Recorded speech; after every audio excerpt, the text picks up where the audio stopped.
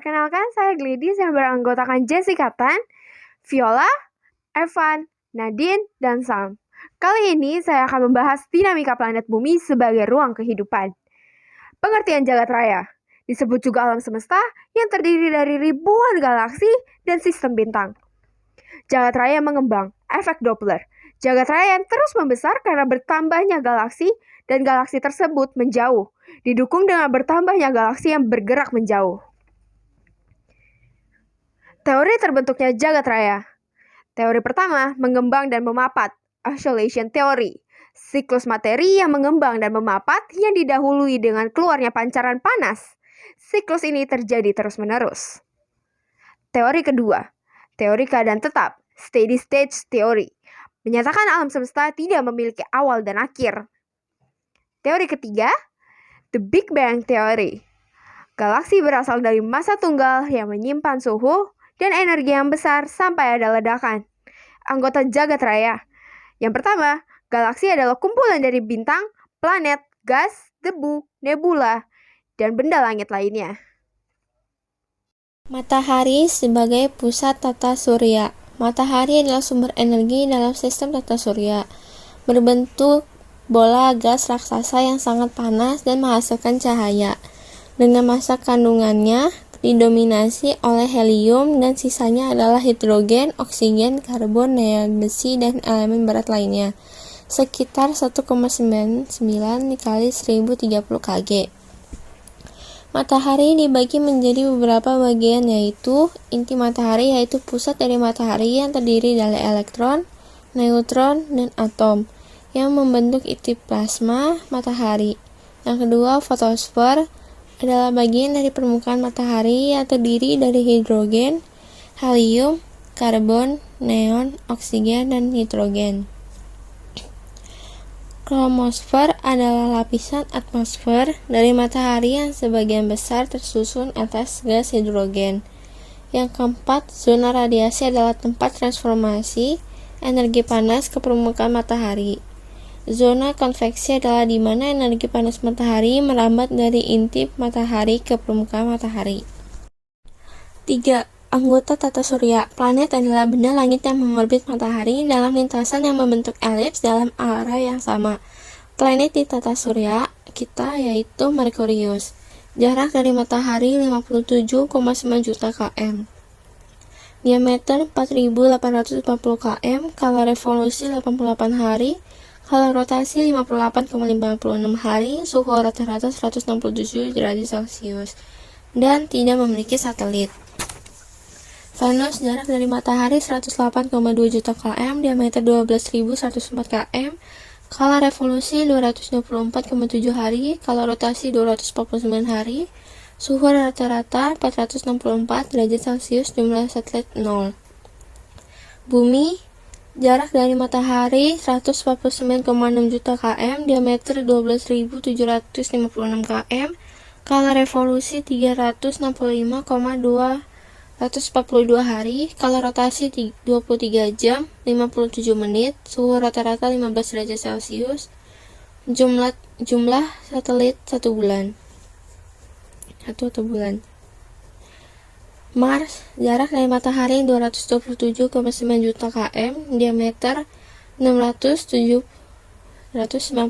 km, kala revolusi 687 hari, kala rotasi 24,62 jam, suhu rata-rata min 46 derajat Celcius, jumlah satelit 0, yaitu ada Phobos dan Deimos.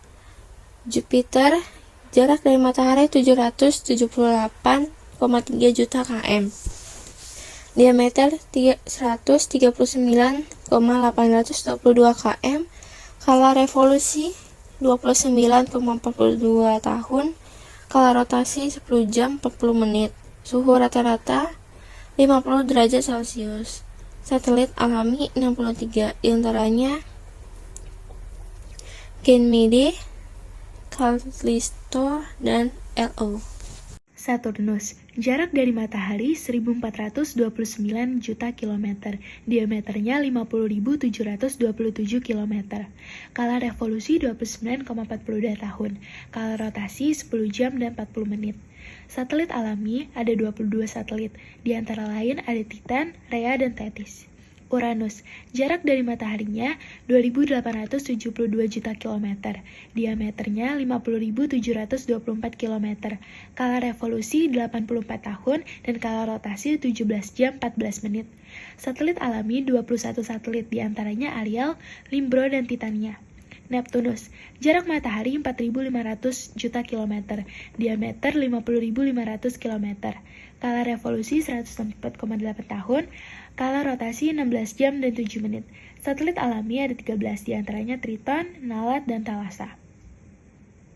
Satelit adalah benda langit yang mengitari planet. Satelit terdiri dari dua macam, yaitu satelit buatan dan satelit alam. Satelit buatan adalah satelit buatan yang dibuat oleh manusia untuk kepentingan tertentu. Berikut jenis-jenisnya. Yang pertama, satelit komunikasi, untuk telekomunikasi melalui radio pada frekuensi gelombang mikro. Yang kedua, satelit astronomi, untuk mengamati tata surya seperti bintang, planet, galaksi, dan lain-lain. Yang ketiga, satelit navigasi, untuk menentukan lokasi di permukaan bumi. Yang keempat, satelit pengamat bumi, untuk mengamati bumi dari orbit. Yang kelima, satelit cuaca digunakan untuk mengamati cuaca dan iklim bumi. Yang kedua, satelit alam. Satelit alam bumi adalah bulan.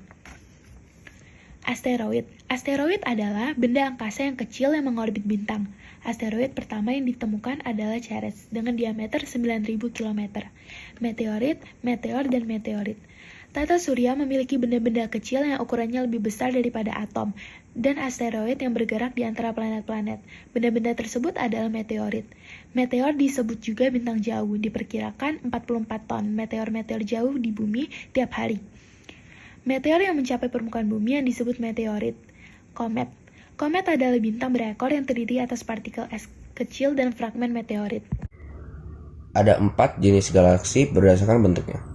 1 ada spiral, 2 ada spiral berbatang, 3 ada elips, dan 4 adalah tidak beraturan.